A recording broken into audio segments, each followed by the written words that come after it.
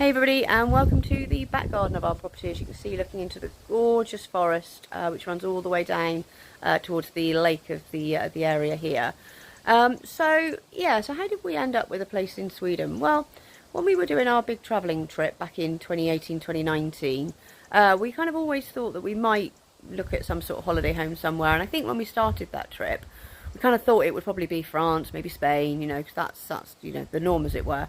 But my husband has family and friends that live in Sweden, so it was always somewhere that was a little bit more on our radar, I guess. And when we sort of came towards the end of our Jexit trip in 2019, we actually spent 3 months touring around Scandinavia, so Sweden, Norway, right to the top of Norway, for those that have watched those series. And we just absolutely loved it here. We loved the way of life, we loved the scenery, the nature, the ethos with camping, etc.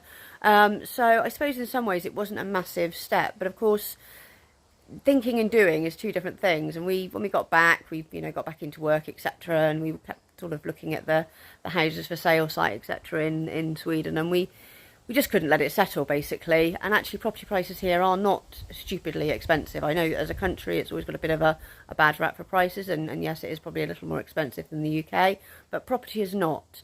So we actually bought this property for about £38,000. Now, we were very lucky. We had some super friends that helped us with the purchase. This was done before sort of rules slightly changed around kind of Brexit, etc. So we were super lucky with that. But yeah, we've just never looked back. So that's how we kind of ended up. We just kept looking at this site on the online forums, etc., and just couldn't let it lie. Anyway, ended up making the purchase back in 2021.